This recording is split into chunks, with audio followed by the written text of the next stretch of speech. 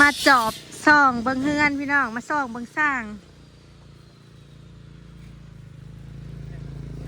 สบายดีเด้อพี่น้องจ้าสบายดีย้ำสายๆเนาะมาอัปเดตการเฮ็ดเฮือนเนาะมื้อที่เท่าไหร่ล่ะ4บ่มื้อที่4พี่น้องแม่นบ่มื้อที่4พี่น้องเทเสาแล้วก็ขึ้นโครงหลังคาเนาะสั่งทั้งเบิร์ด6 คน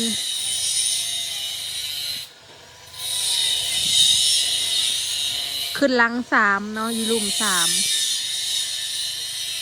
เฮ้ยอยู่นี่แล้วก็ซีเทบ่เสาทั้งหน้านี่ก็ซีเทเด้บ่ได้เทแต่หลังใหญ่ทั้งหน้าแล้วก็ซีเทค่ะ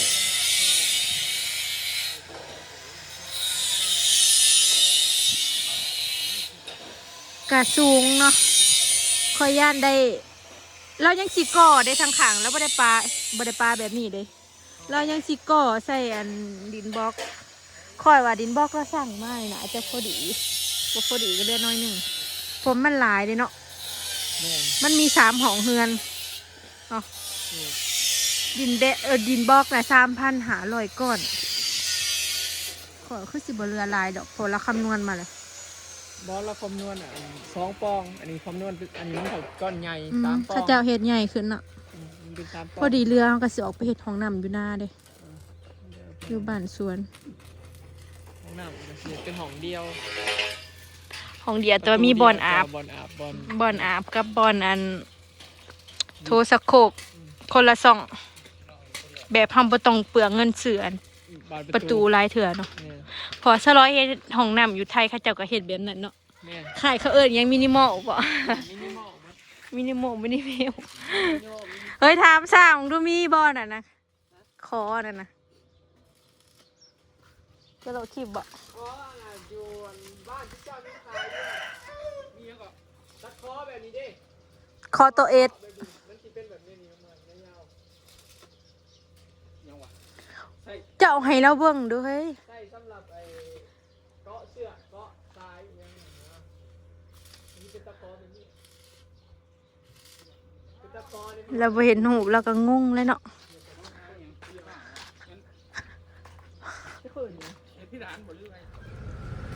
ก็ไว้อยู่เลยพี่น้องเราเห็นนะเนาะ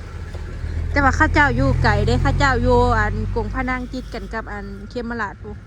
เพื่อข้าเจ้าขึ้นมาก็เกือบชั่วโมงเพราะว่าทางมันดินแดงเนาะรถไหลเพราะว่าเราเที่ยวเนาะเราไม่ได้นอนเดี๋ยวเฮาสิพาไปเบิ่งทั้งหัวเฮือน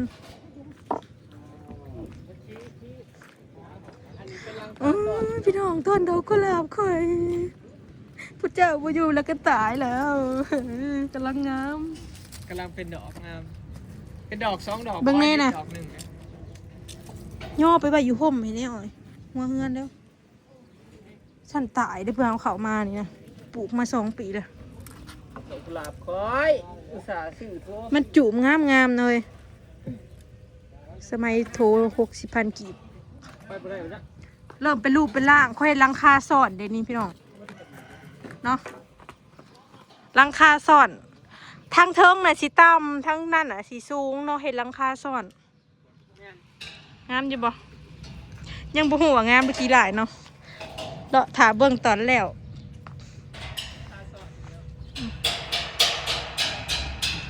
แบบลงไปนั่นนี่เลยมันก็สิเป็นแบบงามถ้านี่ต่ำเทิงอ่ะต่ำเหมือนสินะ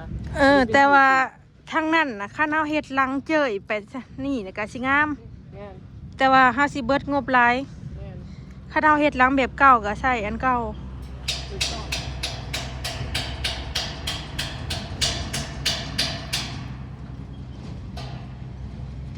ถ้าเราอยากเก็บเรื่องเก็บทองสีทองก็ต้องเฮ็ดแบบนั้นก็ได้เฮ็ดแบบอะไรเลยไปนำกัน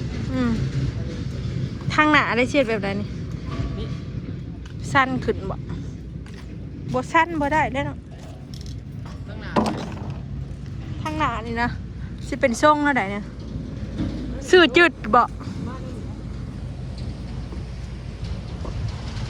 เพราะว่ามันเสา3 เสาเด้มันเลยแบบมันก็ได้ทรงตามที่แบบว่าบ่ได้งามหั่นเด้คันแม่น4 เสาน่ะ เฮาสิเฮ็ดได้หลายทรงเนาะแบบเขาเจ้าแต่งค่ะเด้ แล้วว่าเห็ดใหม่มันต้อง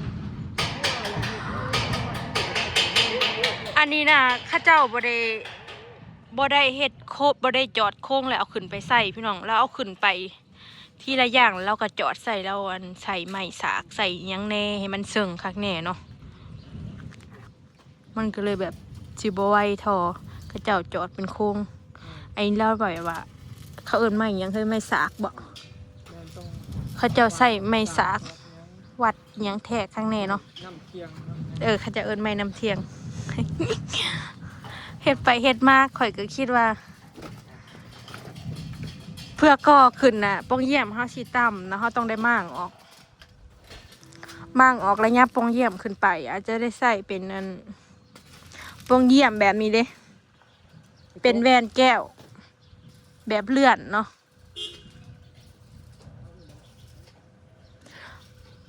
พอขั้นเฮาบ่เอานั่นมันสิขี้ร้ายเด้พี่น้อง ที่เคิน เพราะว่าทางนั้นเฮาบ่ได้ใส่ปองเยี่ยมเฮาใส่แต่ซองอันครั้งนั้นก็เฮาบ่อยากใส่เฮาอัดไว้ก็ได้เนาะเนาะใส่ซองอัน ฮะ เจ้ามันสิคือบ่ มันก็ขี้ได้แต่ว่าขางเครื่องมันมีตัวเดียว มีแต่ว่าใส่ซองอันนั่นนี่บ่ได้ใส่สาม อ๋ออยู่ฝั่งนั้นมันมี3เลยเนาะได้ อันนี้มันบ่ได้มี ใส่2ก็ได้ แล้วก็ทาสียังเข้าไปมันก็โอเค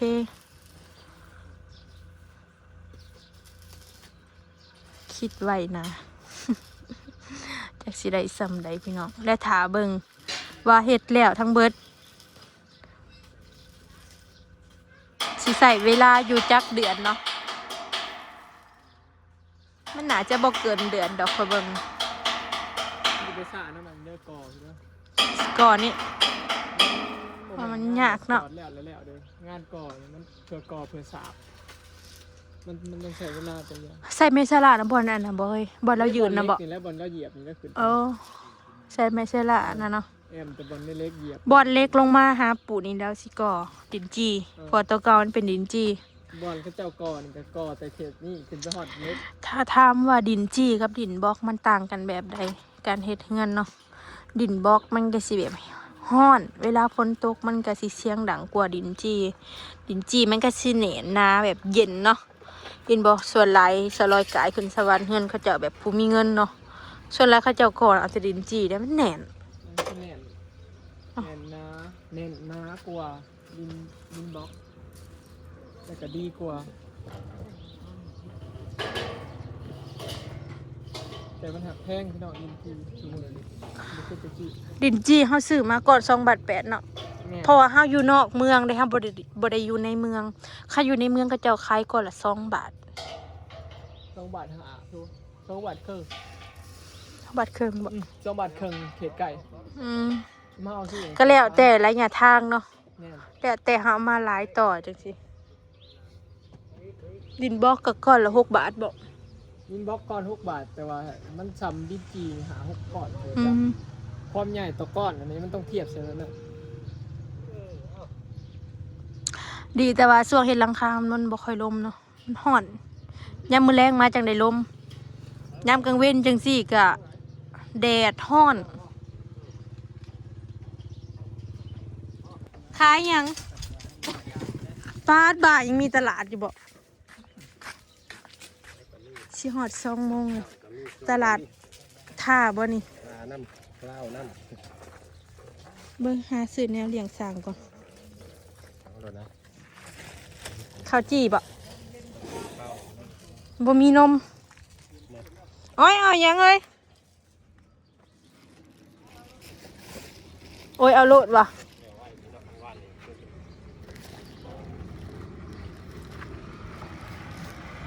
อันเท่าไหร่นี่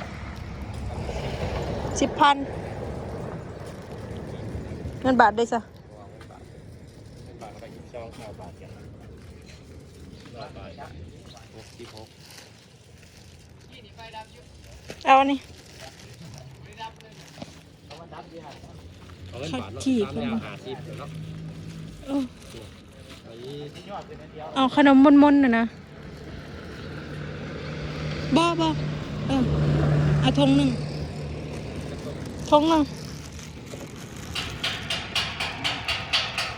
ทงอะไรนี่ นี่ละโลละโลละ40 บาทก็ได้ หวานอยู่ วางเอาน้ำใหม่ด้วยเอาไม่ทายใหม่ อืม ไปขอบใจ ใช่หมักสมกับขนมเอาไปให้ช่าง โยนขึ้นเลยป่ะ หับเด้อหับเด้อ เอาได้ไปขึ้นมันสิบริกินนั่นมันว่าล่ะตื่นยังไง จักเขาอันกำเอาไปให้ช่างนะแล้วดังอยู่ห่มพวก เอาคุยลุมกินก่อนเบิดแล้วกินก่อนนะ สิหวานคือละว่าบ่ สร้างก็มาสู้ไว้แต่แท้ค่าแต่ซ้ำเศร้าเมียเพื่อนเข้าบ่ลงบ่แล้ว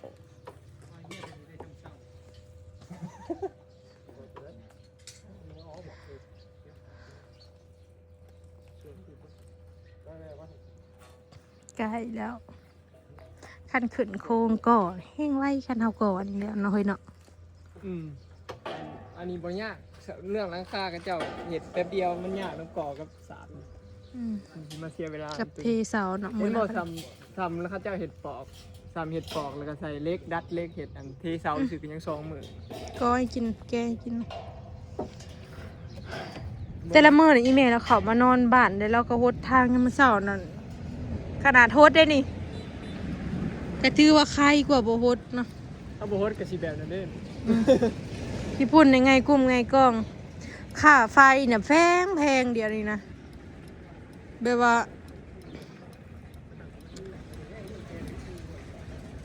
เฮาใส่น้ำหลายเนาะบัดเดียวนี้แห่งซองบินเด้มีบินอยู่หน้ากันอยู่บ้าน มีมีบิน มื้อแรงสิไปโฮดต้นใหม่อยู่สวน เสียเงินฝาไฟ2 ทางพี่น้องหน้ากันอยู่บ้านเบิ่งสวนโฮดมาเบิ่งทางข้างทางด้านหลังพี่น้องเบิ่งนี่อันนี้ถึงคือทางด้านหลังพี่น้องหลังคามีทรายมานี่เนาะส่วนนี้บ่ได้มากบ่ได้เฮ็ดใหม่พี่น้องเฮ็ดให้มันสูงกว่าตัวนี้เนาะ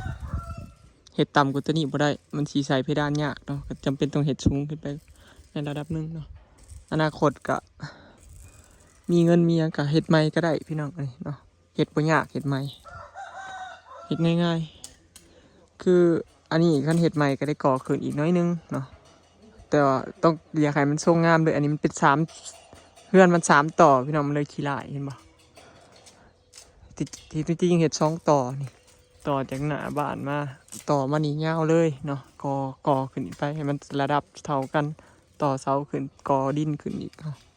ให้มันระดับเดียวยาวจึดเป็นอันนี้งามพี่น้องอันนี้เฮือนมันเฮ็ดหลายต่อแล้วมันขี้ลายเห็นบ่มันมีหลายส่วนที่บ่เฮ็ดสูงไว้นี่ก็คือแบบมันสามารถแบบเฮ็ดใหม่ได้เด้อเนี่ยพี่น้องคันเฮาเฮ็ดต่ำเฮือนต่ำนี่คือเฮาเฮ็ดใหม่บ่ได้เด้อคือได้เฮ็ดใหม่ยากว่าซั่นซะเนาะใช้เงินหลายคันเฮาเฮ็ดเสียเงินบ่เดียวเฮ็ดสูงไว้เลยนี่อนาคตเฮาจะเฮ็ดโหมดได้ก็ได้สมมุติว่าเฮาพื้นมันต่ำเนาะเฮาอยากใช้พื้นสูงขึ้นไปเฮาก็เฮ็ดได้อีกเนาะเพราะว่าหลังคาเฮามันสูงเลยเด้ก็เฮ็ดได้แบบสบายเนาะถ้าว่ามีเงินดอกว่าพี่น้องก็หมายคือคิดไว้เพื่ออนาคตเนาะเนี่ยว่าอยากเฮ็ดใหม่อยากเฮ็ดสูงขึ้นอยากเป็นเฮือนดินสูงขึ้นพอเฒ่ามีก็ได้สินะพี่น้องเพราะว่าหลังคามันสูงเลยเนาะบ่ได้คิดไว้เป็นเพื่อพุ่นบ่ได้พี่น้องบ่ได้คิดแค่ว่าเฮ็ดเฮือนซำนี้เด้เนาะบ่ได้เฮ็ดเฮือนแบบเฮ็ดบ่แม่นสิเฮ็ดง่ายๆเฮ็ดเฮือนเฮาต้องคิดหลายดีๆนะเพื่ออนาคตแน่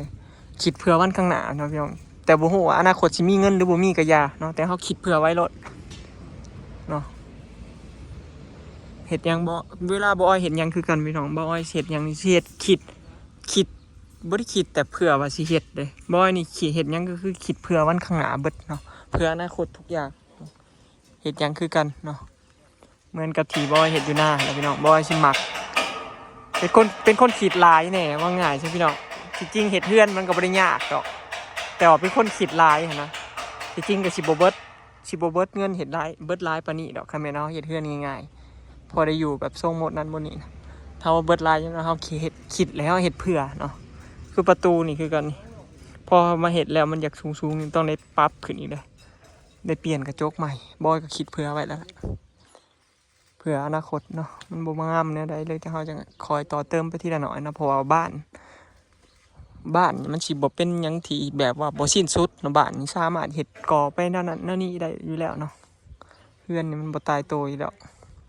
เขามีเงินส่วนนั้นเขาก็เฮ็ดไปเนาะเฮ็ดไปทีละหน่อยเหมือนนี่แหละคือหลังคาเขามีเงินเฮ็ดหลังคาก็เฮ็ดหลังคาไปเนาะเดี๋ยวคอยต่อเติมเอาทีละอย่างมันก็สิกลายเป็น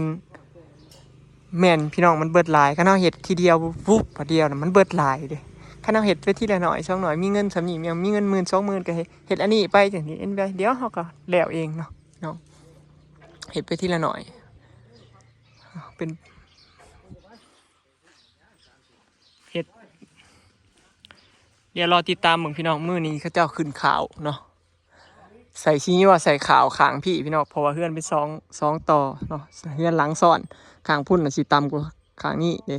ข้างนี้หลังคาสูงกว่าข้างนั้นหลังคาต่ำกว่าเนาะเฮือนเป็น2ซ้อนหลังคาซ้อนเจ้าก็เลยจอดทางนี้สูงก่อนนะมื้ออื่นน่าสิได้ไปจอดอันราคาต่ำข้างพุ่นเนาะข้างเหนือมื้อนี้ก็ถือว่าแล้วไปข้างนึงเนาะแล้วก็สิได้สั่งสังกะสีมาสังกะสีมามุงแล้วก็แล้วพี่น้องข้างนั้นก็เหลือแต่ใส่ขาวเท่านั้นเนาะเหลือใส่ขาวแล้วก็มุงสังกะสีแล้วก็ใส่ปัดลมใส่แอมข้างเสื้อลาเนาะนี่ทั้งหน้าทั้งหลังที่ต้องซื้อรอบนี้รอบสีมานี่ก็คือสังกะสีกับเสื้อลาพี่น้องเนาะแล้วก็มาแว่เลย ไม่บังเลยมือนี้ถือว่าแล้วไปขางหนึ่งพี่น้องเห็นบอลเนาะเหลือแต่ โครงหลังคาแล้ว เหลือแต่ขางข้างเนื้อป่ะนี่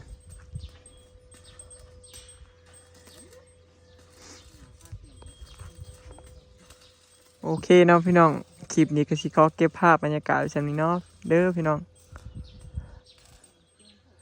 ไปแล้วสบายดีเด้อ เบิ่งอีกมื้ออื่นนะ ถ้าเบิ่งอีกมื้ออื่นว่าสิฮอดใจพี่น้องวันนี้ได้ข้างหนึ่ง2 มื้อก็จะขึ้นโค้งพี่น้องถ้าเบิ่งว่าสิจักมื้อจังสิแล้วขึ้นโค้งมุงข้างแน่นขึ้นโค้งแล้วเดี๋ยวข้าเจ้าสิบอกเองดอกให้สั่งเท่านั้นเท่านี้เพราะว่าใส่ข่าวแล้วเบิดพุ่นละมันจะสิวัดได้ว่าใส่จากแผ่น